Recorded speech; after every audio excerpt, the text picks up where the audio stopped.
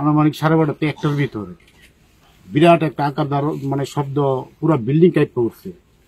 পরে দেখি আমার বাড়িতে বোমা নিক্ষেপ করেছে বাউন্ডারি ওয়ালের মধ্যে। তো ওয়ালের মধ্যে বোমা নিক্ষেপ করার পরে ওয়ালটা তো ভেঙে গেছে, এদিকে ভাড়া দিচ্ছে এদিকে ভাড়া দিচ্ছে। পরে কারেন্টের তার পর্যন্ত নিচে পড়ে গেছে। একটা ঘরের মধ্যে কারেন্টের লগলো গেছে, একটা আতঙ্কের পরিচয়। আমার মেয়ে বিন্তু ডরাইয়া মানে কেমন একটা পরিবেশ হয়েছে আমি কেমনে খুব মহিলা বুঝতে পারতাম না। পরে আমি খুব ঘুরে উড়ি বাইতে, আমার মিসেসে গর্তে বাইরে দিচ্ছে না, আমার বাইরেও না, কারেন্টও গেছে, তুমি গর্তে বাইরেও না। পরে সকালবেলা দিয়ে এই অবস্থা। গত পরশু রাতে সময় 12টার পরে, এটা নরসিংগড় এলাকা, এই এলাকার মধ্যে তপন আমাদের পার্টি কর্মী, তার বাড়িতে আগেও আক্রমণ হয়েছে।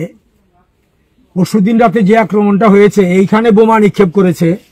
এই দেওয়ালটা চিট ধরে গেছে, গোটা দেওয়ালটা। তো আমরা খবর পেয়ে এসছি, তার বাড়িতে আগে আক্রমণ, এবারে আবার আক্রমণ। যে আক্রমণ হয়েছে গোটা এলাকা তটস্থ হয়, আতঙ্কিত হয়।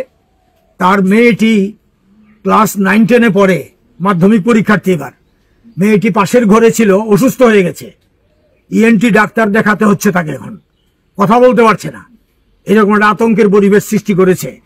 শক্তিশালী বোমা নিক্ষেপ করে গোটা এলাকাকে আতঙ্কিত করেছে। আমরা তার নিন্দা করি। আমরা নরসিংগড় এলাকার শান্তিপ্রিয় জনগণকে তার বিরুদ্ধে প্রতিবাদে সোচ্চার হওয়ার আহ্বান জানাই। এবং সরকার এখানে আছে বলে মনে হয় না। পুলিশকে বারবার বলার পরেও সঙ্গে সঙ্গে আসেনি, পরে এসছে পুলিশ। এখন পর্যন্ত অপরাধী গ্রেপ্তারের কোনো আমাদের কাছে খবর নেই, করেনি একজনকেও গ্রেপ্তার। কি করে চলবে এইভাবে? মধ্যরাত্রে এসে যদি শান্তিপূর্ণ এলাকার মধ্যে বোমাবাজি করে, তারপরে পুলিশ একজনকেও গ্রেপ্তার করে না, তাহলে আইন শৃঙ্খলা আছে বলতে হবে?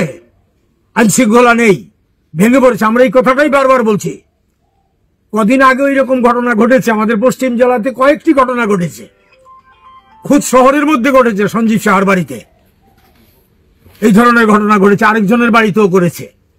তো কোনো ক্ষেত্রেই অপরাধী গ্রেপ্তার হচ্ছে না।